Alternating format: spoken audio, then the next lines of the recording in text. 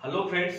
हमने एक जो सीरीज चालू की थी फाइनेंशियल वोकैब्स एंड टर्म्स, वही सीरीज को हम आगे बढ़ा रहे हैं। आज हम ऐसी फाइनेंशियल टर्म्स देखने वाले हैं जो आपको एक टॉपिक रहता है या एक सेक्शंस रहता है बैंकिंग एग्जाम में, financial awareness along with banking industries. वो टॉपिक या वो सेक्शंस में हमें एक या दो लॉन्ग फॉर्म पूछे जा सकते हैं। तो वही आज हम नियर अबाउट 30 to 50 जो टर्म्स है जो आपको बैंकिंग एग्जाम में पूछी गई है या पूछी जा सकती है, वो आज हम देखने वाले हैं। आपको क्या करना है, एक नोटबुक लेना है। मैं यहाँ पे शॉर्ट फॉर्म लिखते जाऊंगा, उसी का लॉन्ग फॉर्म आपको ओरली बताते जाऊंगा, वो आपको अच्छे से नोट डाउन करना है फ्रेंड्स। तो देखो, आज हम जो टर्म्स देख रहे हैं वो एक तो बैंकिंग एग्जाम में आ चुकी है या मतलब वो आने के मतलब चांसेस या सिलेबस में हमें रहती है। देखो, पहला मैं लिखता हूं AFS, सेकंड AFS। अब देखो, दोनों जगह पे AFS दिया हुआ है। अब एक जो पहली टर्म्स है उसका अगर लॉन्ग फॉर्म दिया मतलब है तो वह एनुअल फाइनेंशियल स्टेटमेंट। पहले एएफएस का क्या कहा है फ्रेंड्स, एनुअल फाइनेंशियल स्टेटमेंट। दूसरे एएफएस का जो लॉन्ग फॉर्म होता है वो होता है फ्रेंड्स अवेलेबल फॉर सेल्स। देखो, पहले का क्या कहा है फ्रेंड्स, आपको क्या कहा है मैंने पहले, आपको लेना है नोटबुक। मैं जो ओरली कहने वाला है आपको, वो आपको नोट डाउन करना है अच्छे से। एएफएस का मैंने पहले वाले का कहा है आपको एनुअल फाइनेंशियल स्टेटमेंट, दूसरे वाले का कहा है अवेलेबल फॉर सेल्स। अब लेते हैं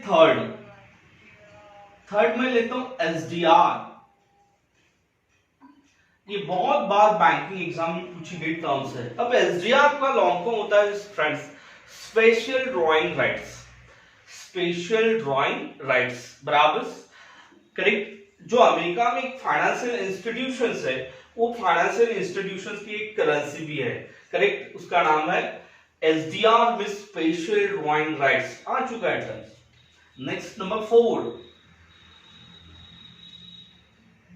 एलओसी। अब देखो फ्रेंड्स, एलओसी का लॉन्ग फॉर्म जो होता है वो लाइन ऑफ कंट्रोल भी होता है, बट बैंकिंग में एलओसी का जो लॉन्ग फॉर्म होता है फ्रेंड्स वो लाइन ऑफ कंट्रोल नहीं होता है। वो जो होता है वो होता है फ्रेंड्स उसका लेटर ऑफ क्रेडिट। क्या बोला मैंने, letter of credit. Number 5 letter of credit के बाद एलपीजी। अब देखो, एलपीजी का लॉन्ग फॉर्म जो फ्रेंड्स होता है, अगर साइंस स्टूडेंट को अगर पूछा गया कि यार एलपीजी मतलब क्या है, जो साइंस बैकग्राउंड से आता है, कॉमर्स वाले को ज्यादातर पता हो जाता है, पर साइंस इंजीनियरिंग स्टूडेंट जो रहते हैं वो डायरेक्टली कहते थे सर इसका long form liquid petroleum gas होता है।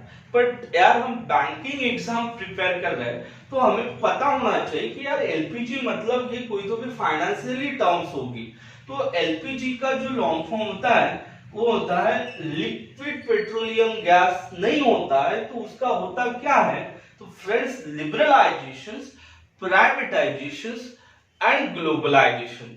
जैसे 1991 1992 बराबर जो कॉन्सेप्ट डिराइव हुआ था वो था एलपीजी।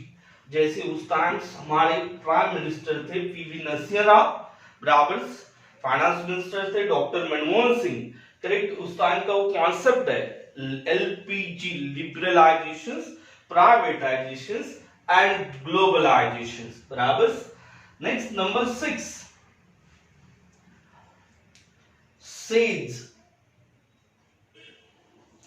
ये भी बहुत बार आ चुका है बैंकिंग एग्जाम। सेज का जो लॉन्ग फॉर्म होता है वो होता है फ्रेंड्स स्पेशल इकोनॉमिक जोन। क्या कहा है, सेज का लॉन्ग फॉर्म क्या होता है, स्पेशल इकोनॉमिक जोन। नंबर 7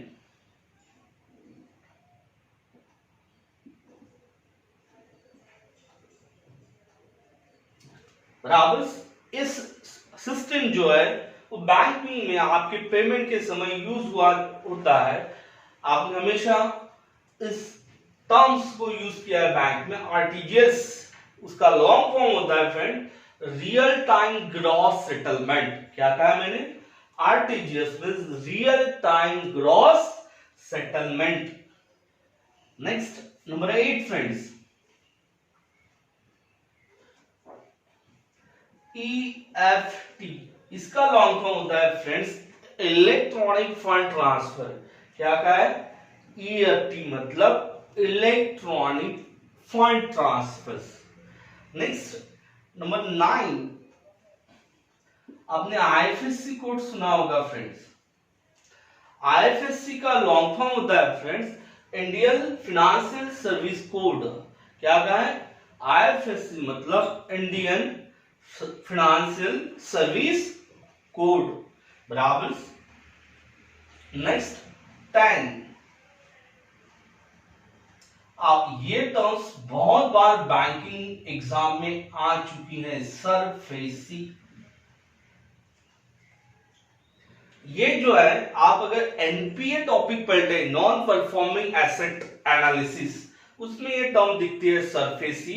और सरफेसी एक एक्ट है, एक्ट जो है वो रिकमेंड हुआ था 2002 में। ये भी क्वेश्चन आ चुका है आपको बैंकिंग एग्जाम में। अब सरफेसी का लॉन्ग फॉर्म क्या होता है फ्रेंड्स? देखो अच्छे से नोट डाउन करो।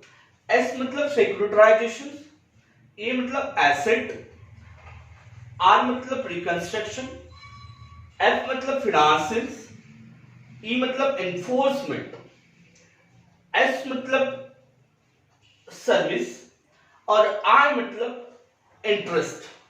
फिर से बता दो, securitisation, asset, reconstruction, financials, enforcement, S मतलब सेटलमेंट और ई मतलब आई मतलब इंटरेस्ट। समझ में आया फ्रेंड? ये हुआ इसका सरफेसी। और ये भी क्वेश्चन पूछा गया कि ये एक्ट कब का है? तो 2002 का। नेक्स्ट है 11, EMI। अब देखो EMI हम पेड करती है, पर इसका लॉन्ग फॉर्म हमें पता नहीं होता है। बहुत सारे लोग इसको इक्वल मंथली इंस्टॉलमेंट कहते हैं, कोई इक्विलिब्रियम कहते हैं, पर एक्चुअल इसका जो लॉन्ग फॉर्म है फ्रेंड्स वो है इक्वेटेड मंथली इंस्टॉलमेंट। क्या कहा है मैंने? EMI का जो लॉन्ग फॉर्म है वो क्या है? Equated monthly instalment. Next number 12, NPA। Number 13, NAV।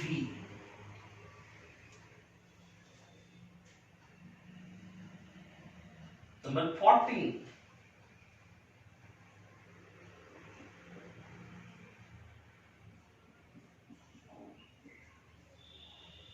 चलो एनपीए का लॉन्ग फॉर्म होता है फ्रेंड्स नॉन परफॉर्मिंग एसेट। ये टॉपिक ही है एक एनपीए जिसमें standard asset, sub standard asset, doubtful and loss वो हम पढ़ने वाली है। नेक्स्ट एनपीए का लॉन्ग फॉर्म क्या है? Non performing asset. एनएवी का लॉन्ग फॉर्म फ्रेंड्स होता है नेट एसेट वैल्यू। और पैट का लॉन्ग फॉर्म होता है फ्रेंड्स प्रॉफिट आफ्टर टैक्स। क्या कहा है? नॉन परफॉर्मिंग एसेट बैंक में आ चुका है, एनएवी मतलब नेट एसेट वैल्यू, पैट मतलब profit after tax. 15 numbers.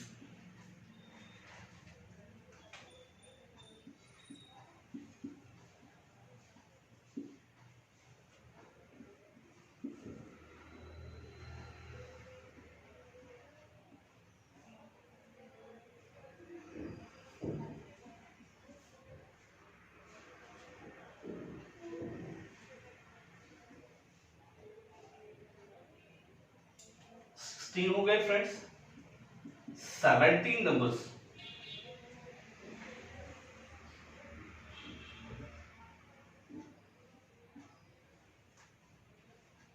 18 numbers.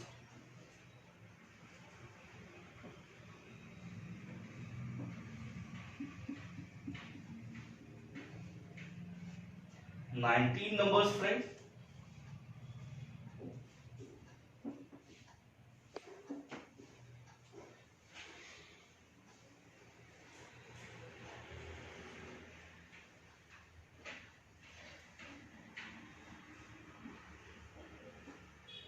और 20 नंबर्स।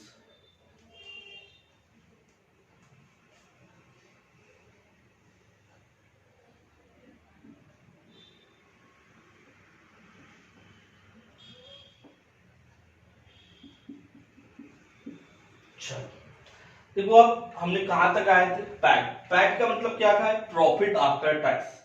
अब देखो आरओआई का मतलब होता है friends return on investment. ROI मतलब रिटर्न ऑन इन्वेस्टमेंट। एलएफ का होता है friends liquidity adjustment facility. LF मतलब होता है लिक्विडिटी एडजस्टमेंट फैसिलिटी। आरडब्ल्यूए मतलब रिस्क वेटेड एसेट।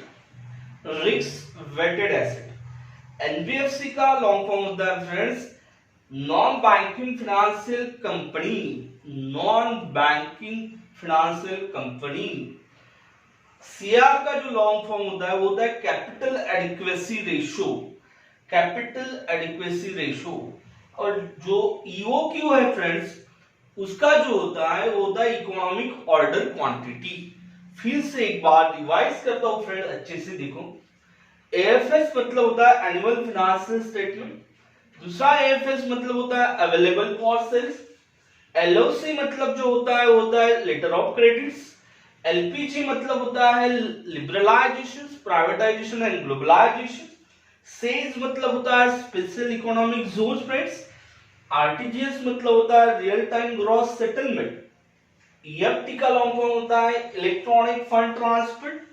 आईएफएससी में Indian financial service code. SARFAESI act है जो एनपीए में रहता है। Securitisation asset reconstruction financial enforcement and settlement interest. EMI मतलब लिक्विडेटेड मंथली इंस्टॉलमेंट। एनपीए मतलब non performing asset. NAV means net asset value. PAT means profit after tax.